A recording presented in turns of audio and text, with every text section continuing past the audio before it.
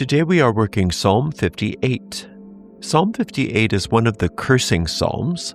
Some traditional magical uses for this psalm are to overcome lies, to overcome the effects of lies of others, for protection against snakes and wild beasts, and to reverse evil.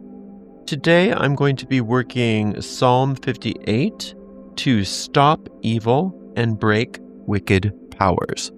Whatever is evil or wicked in your life, whatever's not working in your life, whether it be a person, a situation, whatever is your evil, we are here to use Psalm 58 to break that evil, to reverse it so that you are free. The way we work psalm magic is simple, easy, and effective. We take our psalm and we speak it out loud once all the way through without stopping. This is known as an incantation. When we've finished our incantation, we go back through the psalm and we consider each verse one at a time. We search for the meanings that lie hidden within each verse. We view these as seeds of magic. And by digging, searching, contemplating, and applying what we find to the situation we've brought to the psalm, we are extracting the very seeds of magic necessary for our spell and planting them in the depths of our minds. And those seeds thus take root. They grow, they blossom forth, and they bear fruit after their kind. And that is precisely what you and I are going to do together right now with Psalm 58. Do ye indeed speak righteousness, O congregation? Do ye judge uprightly, O ye sons of men?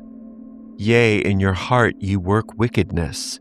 Ye weigh the violence of your hands in the earth. The wicked are estranged from the womb. They go astray as soon as they be born, speaking lies. Their poison is like the poison of a serpent. They are like the deaf adder that stoppeth her ear, which will not hearken to the voice of charmers, charming never so wisely. Break their teeth, O God, in their mouth. Break out the great teeth of the young lions, O Lord. Let them melt away as waters which run continually. When he bendeth his bow to shoot his arrows, let them be as cut in pieces. As a snail which melteth, let every one of them pass away. Like the untimely birth of a woman, that they may not see the sun. Before your pots can feel the thorns, he shall take them away as a whirlwind, both living and in his wrath. The righteous shall rejoice when he seeth the vengeance. He shall wash his feet in the blood of the wicked. So that a man shall say, Verily there is a reward for the righteous. Verily he is a God that judgeth the earth. Before we even start our psalm magic, it's important that we orient ourselves to the power that is being addressed in the psalm. The Lord in the King James Version of the Bible is a translation from the Hebrew, which is the Tetragrammaton, Yud-He, Vav-He.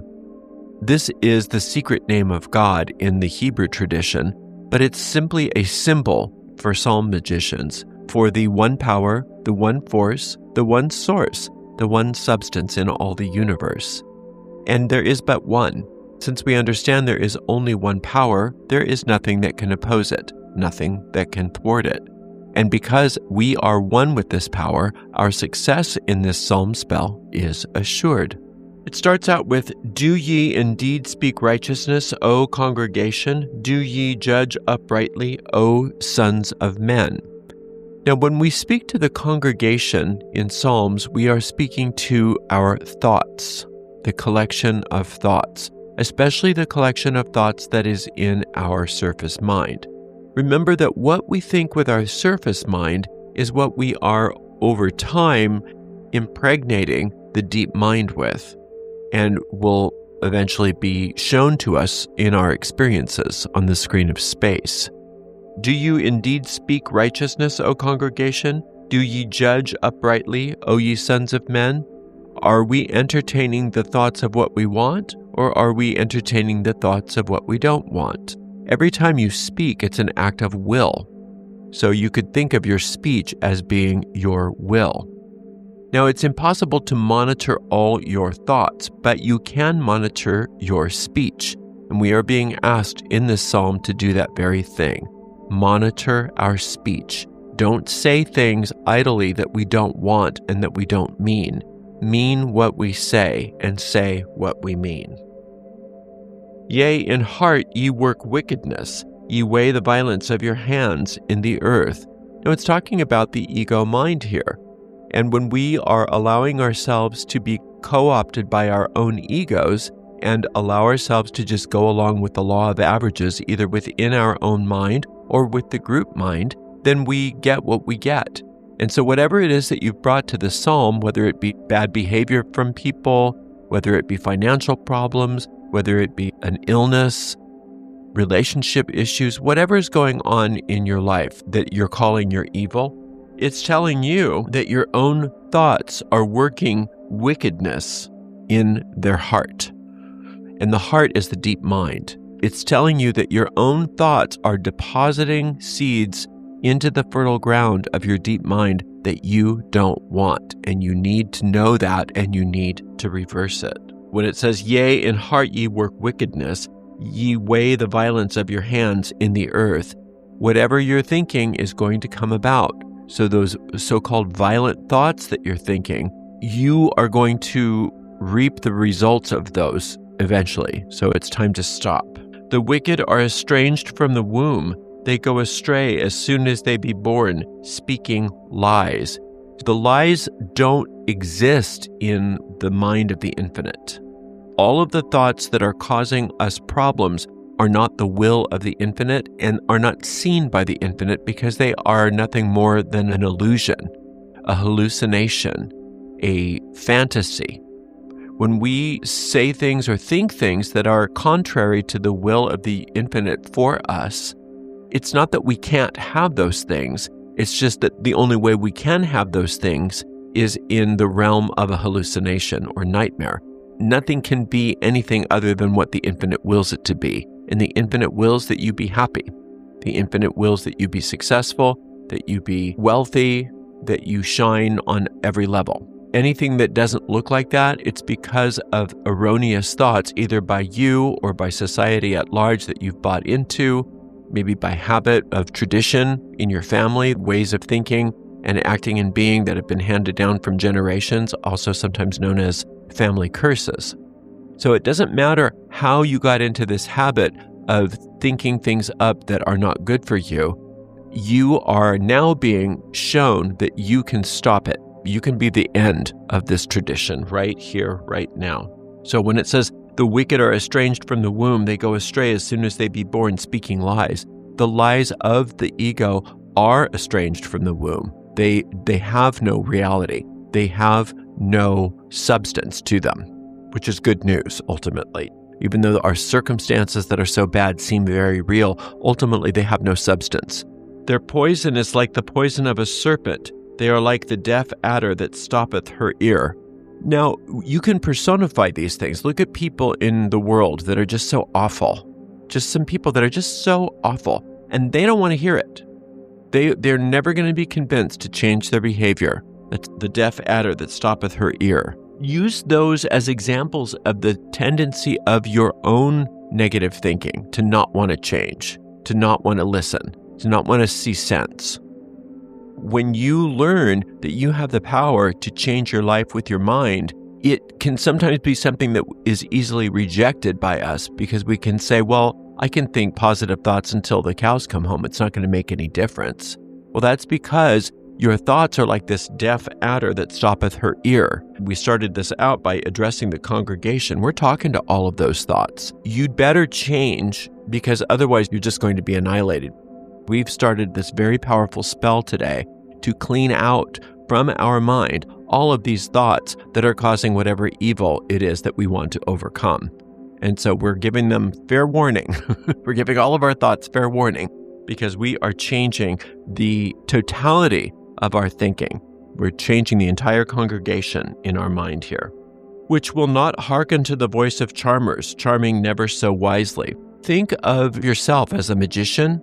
Part of what your abilities are is being like a snake charmer, where you're able to get all of your thoughts to do your will. And the thoughts that aren't willing to do your will, you are now willing to let them go. Because we want all of those thoughts to work together in tandem for your good. And every thought that doesn't want to do that will be destroyed. Break their teeth, O God, in their mouth. Break out the great teeth of the young lions, O Lord. Now that's a very violent image, but it's a good one. The young lions that don't have teeth, they would also probably need to be declawed. But once they have no teeth and no claws, they can't do you any harm. Those thoughts that are causing these problems, we are asking them to be defanged and declawed so that they have no more power to harm us. Let them melt away as waters which run continually. Now, when a water runs continually, it's fresh. It's not stagnant. Water that runs continually, think of what that eventually does. That continuous running water eventually creates things like the Grand Canyon. It erodes away everything that's in its path, and it cleans it out. And so we want that for us. We want that stream of purity, that stream of pure power from the infinite, continuously moving through us, taking away from us everything that is not for our highest good. When he bendeth his bow to shoot his arrows, let them be cut as in pieces. Any thoughts within our mind or thought forms within our mind that are self-destructive in nature, that are unhealthy for us, the ego mind is our own thoughts attacking ourselves. The next time that tries to happen, we're asking that its armor be broken. That arrow is broken. It has no more power to harm us. We can't hurt ourselves anymore. As a snail which melteth, let every one of them pass away. You can just see that snail melting into the pavement or melting into the ground. It has no power left. Like the untimely birth of a woman, that they may not see the sun. A miscarriage we are asking for in this particular case. Everything that is on its way to manifest that's not for my highest good, let it not take form. Before your pots can feel the thorns, he shall take them away as with a whirlwind, both living and in his wrath. Before anything can even start to manifest, let it be removed. We don't have to go through the manifestation process and learn my lesson and undo this. No, we're skipping that step. We don't have the manifestation even happening now. We are asking for our thoughts that are not for our highest good to be preempted so that they do not manifest. Take away their power. The righteous shall rejoice when he seeth the vengeance. He shall wash his feet in the blood of the wicked. Washing the feet in the blood of the wicked is a very dramatic image. The destruction of these thought forms actually is a cleaning of our understanding. The feet represent understanding. So when you're washing your feet in the blood of the thoughts that were destroyed and the tendencies that were destroyed and the causes of all of your problems being destroyed, you get understanding. And you're washing your feet in that blood, meaning that as those thoughts leave you, you're cleansed and you have a greater understanding than ever before. It says, the righteous shall rejoice when he seeth the vengeance. The vengeance in this case simply means the removal of the causes of your problem that you've brought to the psalm. You're going to rejoice when you see this because you're going to understand, oh, this means I'm free. I don't have this problem anymore. Wasn't that easy? How is that possible that it was so easy? Rejoice, rejoice, rejoice.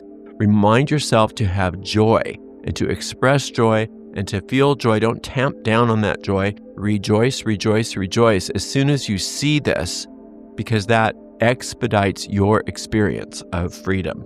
So that a man shall say, verily, there is a reward for the righteous. Verily, he is a God that judgeth the earth. Now you want the infinite to judge the earth. The earth is your circumstances. The earth is every manifest part of your life.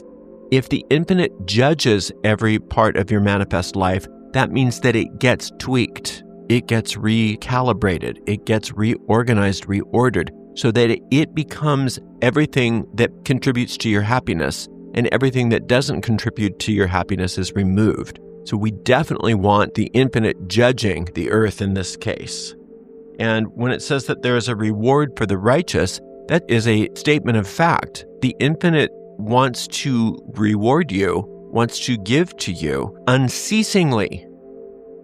Not because of something you've done, but because of who you are. You are righteous as your identity, not because you've done something righteous. Now, when you understand who you are, that you are righteous, your behavior starts to reflect that as well. And when your behavior is righteous behavior, then you can't help but be happy and successful and free and everything good happen for you. As those blessings come to you, those rewards, those blessings, those gifts become manifest, become evident. And there's no limit to how many gifts you can have. There's no limit to the amount of blessings you have. In fact, you are meant to live a life of continual blessing, continual joy, continually expanding happiness. That's the infinite's will for you. And so when we work a psalm like this, it's very tempting to take this psalm and put it on the situation or put it on the person, not understanding that, well, that's like playing whack-a-mole. You can put it on that person and that might get that taken care of. But as soon as that gets taken care of, if you haven't taken care of what's going on inside your own mind, 3, 4, 5 other, maybe even worse situations are going to pop up. Then you're going to have to handle those, and then worse situations pop up. You're going to have to handle those. That's because you're misunderstanding and thinking that your problems are out in the world, instead of recognizing that when we take charge of this amazing mind of ours, nothing can touch us. Nothing can attack us. No problems can beset us. And we live in perpetual blessing at that point. And so it's a very, very powerful psalm, and it's a very powerful way of working the psalm by looking right at that congregation inside your mind and allowing that congregation, allowing your thoughts to be completely healed, to be completely purified and transformed so that you're only planting seeds which bring the blessings that are the infinite's will for you. Keep coming back to the same psalm once a day until you get a sense of peace and certainty. Once you get that sense of peace and certainty, you know you don't have to do anything more, and you can just drop the matter from your mind completely and move on to something else. Thank you so much for spending some time with me today. Until next time, blessed be.